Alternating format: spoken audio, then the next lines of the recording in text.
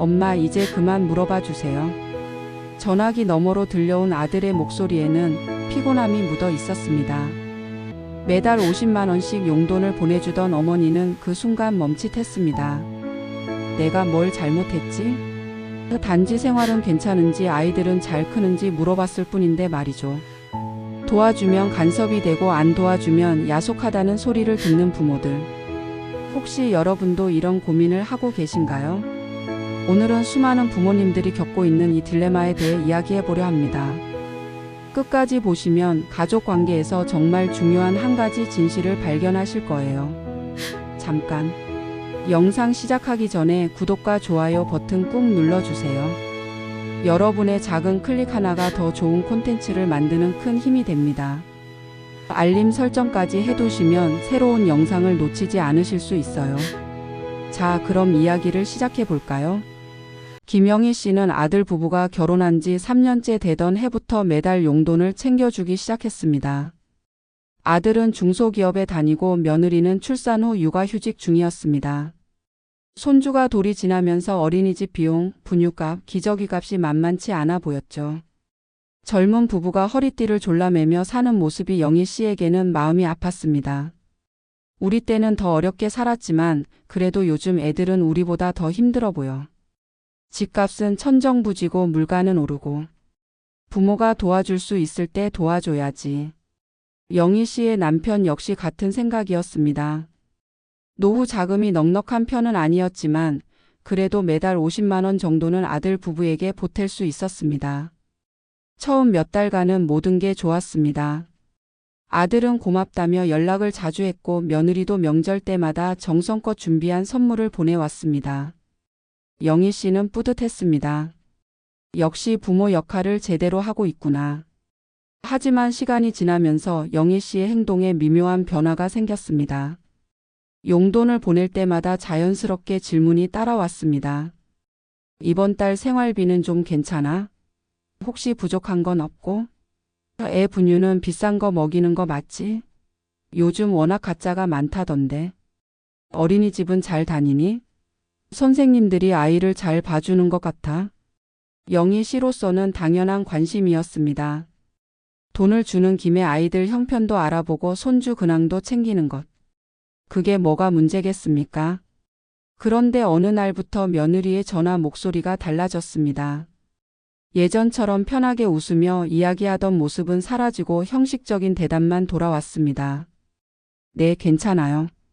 네, 잘 먹고 있어요. 네, 알겠습니다. 아들 역시 마찬가지였습니다.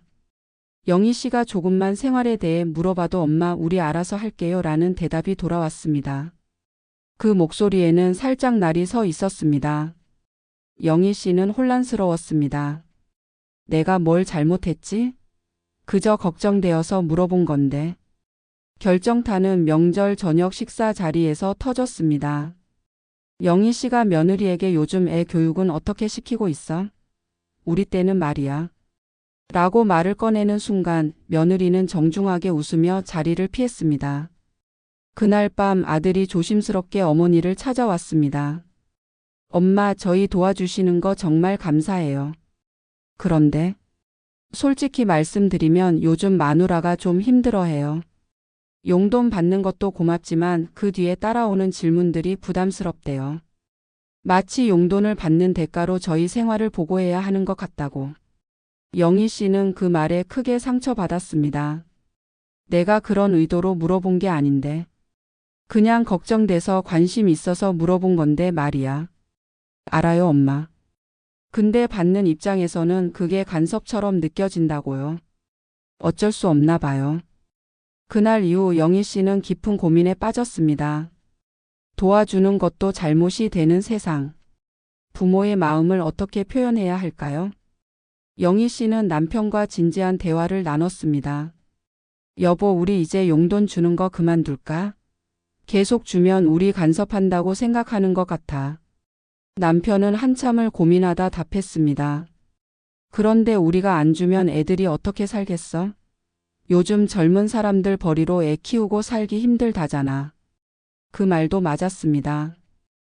실제로 영희 씨가 용돈을 보내기 시작한 건 아들이 먼저 어렵다는 신호를 보냈기 때문이었습니다. 직접적으로 도움을 요청하지는 않았지만 명절 때 요즘 좀 빠듯해요라는 말을 몇 번 했었죠. 영희 씨는 한 달 동안 용돈을 보내지 않았습니다. 어떤 반응이 올지 궁금했습니다. 첫 주에는 별다른 연락이 없었습니다. 두 번째 주도 마찬가지였죠. 그런데 세 번째 주가 되자 아들에게서 전화가 왔습니다. 엄마 혹시 무슨 일 있으세요? 요즘 연락도 없으시고. 목소리에는 걱정과 함께 미묘한 서운함이 묻어 있었습니다. 영희 씨는 아무렇지 않은 척 대답했습니다. 아, 그냥 좀 바빴어. 너희는 잘 지내고 있고? 네, 그런데. 엄마 요즘 좀 힘드시거나 그런 건 아니죠? 아들은 직접적으로 말하지 않았지만 영희 씨는 알 수 있었습니다. 용돈이 끊긴 것을 눈치챘다는 것을요. 그날 저녁 며느리에게서 카카오톡 메시지가 왔습니다. 어머님, 요즘 불편하신 곳은 없으신가요? 필요하신 거 있으시면 말씀해 주세요. 겉으로는 안부를 묻는 메시지였지만 영희 씨는 그 이면의 의미를 읽을 수 있었습니다. 영희 씨는 더 혼란스러워졌습니다. 주면 간섭이라 하고 안 주면 이렇게 서운해하고. 도대체 어떻게 해야 하는 걸까요? 친구들에게 하소연을 했습니다. 비슷한 처지의 친구들은 모두 공감했습니다. 나도 그래. 딸한테 용돈 주면서 이거 내 맘대로 써라고 했는데 나중에 보니까 명품 가방 샀더라고. 그래서 한마디 했더니 엄마가 맘대로 쓰라고 했잖아요 라고 하더라니까. 우리 아들도 마찬가지야. 용돈 받으면서 고맙다고는 하는데 정작 우리 말은 하나도 안 들어. 그래서 이번에는 이거 조건부야, 저축 좀 해라 했더니 그때부터 얼굴 보기가 힘들어졌어. 부모들의 고민은 생각보다 깊었습니다. 단순히 돈을 주고받는 문제가 아니었습니다. 이건 부모와 자녀 사이의 경계선, 돈과 간섭의 경계, 그리고 세대 간의 가치관 차이가 모두 얽힌 복잡한 문제였습니다. 영희 씨는 인터넷 커뮤니티에도 조심스럽게 글을 올려봤습니다. 결혼한 자녀에게 용돈 주는 부모님들 어떻게 하시나요? 댓글은 폭발적으로 달렸습니다. 저는 그냥 무조건 줘요. 대신 아무것도 안 물어봅니다. 묻는 순간 간섭이 되더라고요. 저는 반대로 조건을 명확히 해요. 이건 생활비 보조고 이건 손주 교육비고. 용도를 정해서 주니까 오히려 덜 부담스러워 하더라고요. 저는 안 줍니다. 우리도 노후 준비해야 하고 애들도 독립적으로 살아야죠. 정말 급할 때만 도와줘요. 모두가 다른 방식으로 살고 있었습니다. 정답은 없었습니다. 영희 씨는 깨달았습니다. 이 문제는 돈의 문제가 아니라 관계의 문제라는 것을요. 영희 씨는 결심했습니다. 한 가지 실험을 해보기로요. 다시 용돈을 주되 이번에는 완전히 다른 방식으로 접근하기로 했습니다. 아무것도 묻지 않고 아무런 조건도 달지 않고 그저 마음만 전하기로요. 다음 달 초 영희 씨는 평소처럼 아들에게 계좌이체를 했습니다. 그리고 짧은 문자를 보냈습니다. 이번 달 용돈 보냈어. 이건 그냥 엄마 아빠 마음이야. 어디에 쓰든 얼마를 쓰든 너희가 알아서 해. 궁금해도 안 물어볼게. 사랑한다. 아들에게서 답장이 왔습니다. 엄마 고마워요. 그런데 정말 안 물어보실 거예요? 응, 안 물어볼 거야. 엄마가 믿는다. 그리고 영희 씨는 정말로 한 달 동안 아무것도 묻지 않았습니다. 생활이 어떤지, 돈을 어디에 썼는지, 저축은 하는지, 손주는 잘 크는지. 목구멍까지 올라오는 질문들을 꾹꾹 눌러 삼켰습니다. 입이 근질근질했습니다. 궁금해 미칠 것 같았습니다. 하지만 참았습니다. 전화할 때도 일상적인 안부만 물었습니다. 요즘 날씨 추운데 건강 조심해. 손주 감기 조심하고. 밥은 잘 챙겨 먹고. 아들은 처음에는 의아해했습니다. 엄마 진짜 괜찮으세요? 왜 아무것도 안 물어보세요? 그냥 너희가 알아서 잘할 거라고 믿으니까. 신기한 일이 일어났습니다.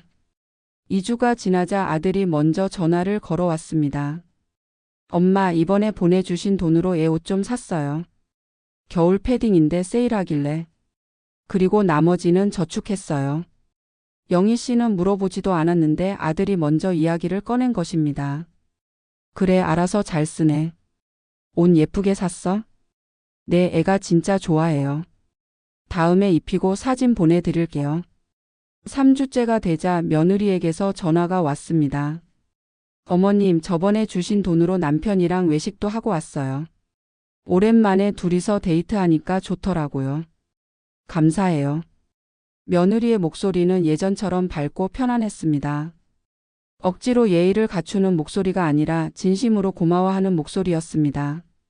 한 달이 지나고 두 달이 지나자 더 놀라운 변화가 일어났습니다. 아들 가족이 주말에 찾아왔습니다.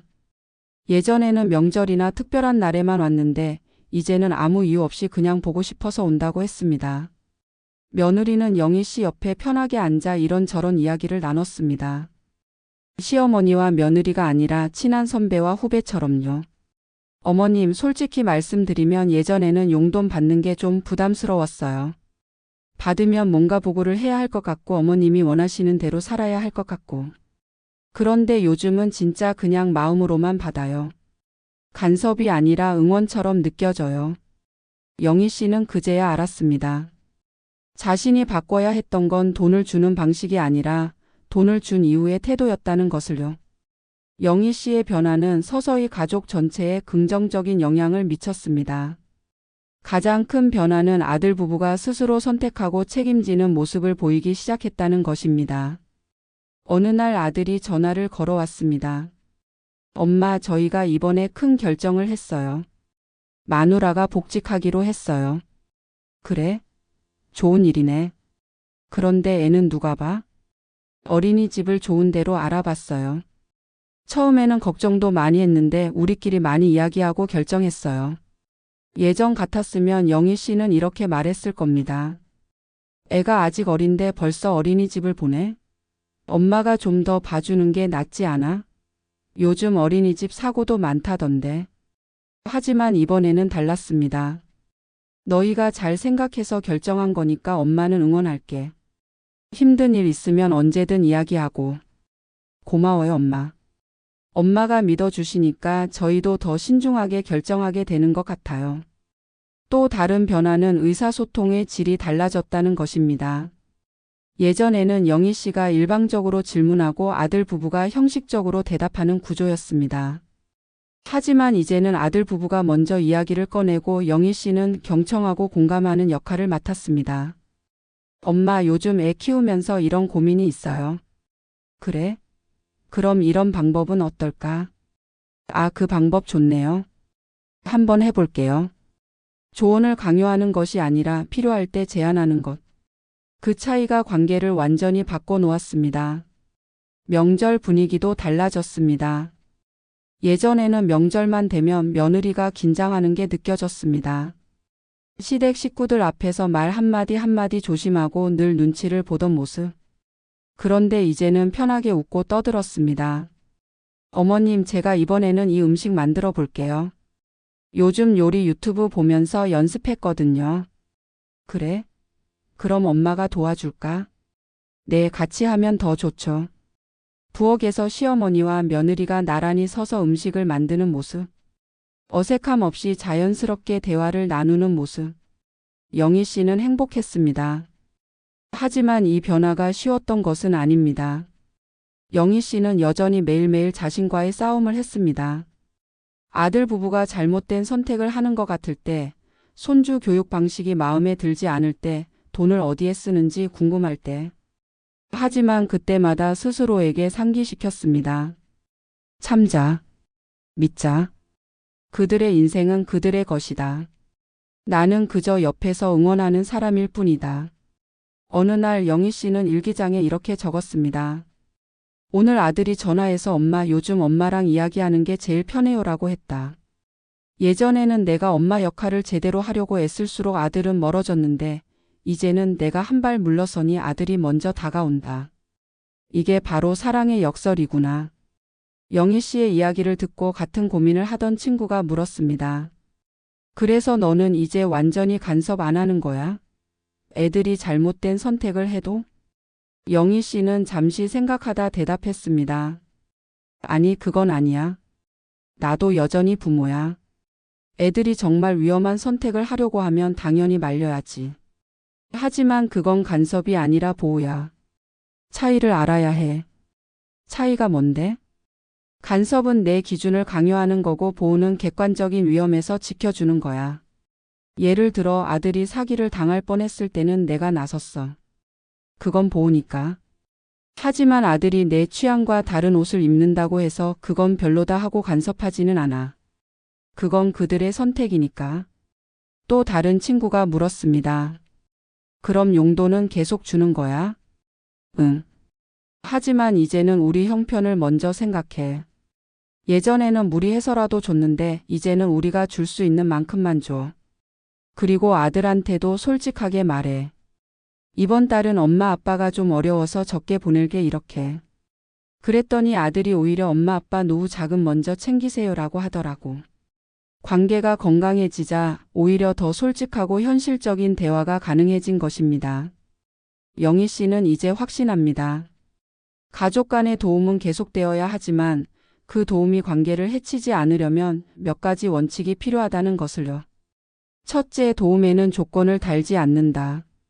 돈을 주면서 이건 이렇게 써라 저건 저렇게 해라라고 말하는 순간 도움은 거래가 됩니다. 순수한 마음으로 주되 받는 사람의 자율성을 존중해야 합니다. 둘째, 도움을 준 후에는 묻지 않는다. 가장 어려운 부분입니다. 궁금하고 걱정되고 확인하고 싶습니다. 하지만 그 순간을 참아야 합니다. 받는 사람이 먼저 이야기할 때까지 기다리는 인내심이 필요합니다. 셋째, 도움과 보호는 구분한다. 자녀가 진짜 위험에 처했을 때는 개입해야 합니다. 하지만 단순히 내 기준과 다른 선택을 한다고 해서 나서지 않습니다. 어디까지가 보호이고 어디부터가 간섭인지 그 경계를 명확히 해야 합니다. 넷째, 내 형편을 먼저 챙긴다. 자녀를 돕는다고 부모의 노후를 희생해서는 안 됩니다. 그것은 결국 자녀에게도 부담이 됩니다. 줄 수 있는 만큼만 무리하지 않는 선에서 돕는 것이 지속 가능한 도움입니다. 다섯째, 대화는 일방향이 아닌 쌍방향으로. 부모가 일방적으로 말하고 자녀가 듣는 구조가 아니라 서로 이야기하고 경청하는 관계를 만들어야 합니다. 자녀가 먼저 이야기를 꺼낼 수 있는 안전한 공간을 제공하는 것이 중요합니다. 영희 씨는 이제 아들 부부와의 관계에서 평화를 찾았습니다. 완벽한 관계는 아닙니다. 여전히 가끔 실수하고 말을 참지 못할 때도 있습니다. 하지만 예전과 다른 점은 이제 그것을 인정하고 사과할 수 있다는 것입니다. 아까 엄마가 좀 오버했네. 미안해. 너희가 알아서 잘할 거라고 믿어. 그 한마디면 충분했습니다. 6개월 후 영희 씨는 손주의 돌잔치에 참석했습니다. 잔치 준비를 하면서 며느리가 이것저것 물어왔습니다. 어머님, 이 색 드레스 어때요? 음식 메뉴 이렇게 짜도 될까요? 영희 씨는 의견을 제시했지만 강요하지 않았습니다. 최종 결정은 며느리가 했고 영희 씨는 그 선택을 존중했습니다. 잔치가 끝나고 집으로 돌아가는 길 아들이 부모님을 차에 태워드리며 말했습니다. 엄마 아빠 요즘 저희한테 엄마 아빠가 있다는 게 정말 든든해요. 예전에는 부담스럽기도 했는데 이제는 진짜 의지가 돼요. 영희 씨는 그 말에 눈시울이 붉어졌습니다. 부모의 역할은 평생 계속됩니다. 하지만 그 역할의 모습은 시간에 따라 변해야 합니다. 어릴 때는 보호하고 이끌어주는 역할이었다면 자녀가 성인이 되면 옆에서 응원하고 지지하는 역할로 바뀌어야 합니다. 도움은 계속 주되 간섭하지 않는 것. 관심은 가지되 통제하지 않는 것. 사랑하되 자유를 주는 것. 영희 씨는 깨달았습니다. 가족은 붙잡을수록 멀어지고 믿어줄수록 오래 간다는 것을요. 여러분은 어떤가요? 혹시 가족 관계에서 비슷한 고민을 하고 계신가요? 도움을 주면서도 거리를 지키는 것, 사랑하면서도 자유를 주는 것. 결코 쉬운 일이 아닙니다. 하지만 불가능한 일도 아닙니다. 중요한 것은 상대를 믿는 것입니다. 내가 사랑하는 사람이 스스로 잘 헤쳐나갈 수 있다고 믿는 것. 그 믿음이 진정한 사랑의 시작입니다. 오늘 이야기가 여러분께 작은 울림이 되었기를 바랍니다. 이 영상이 도움이 되셨다면 구독과 좋아요, 알림 설정 부탁드립니다. 댓글로 여러분의 생각도 들려주세요. 다음에 더 좋은 내용으로 찾아뵙겠습니다. 감사합니다.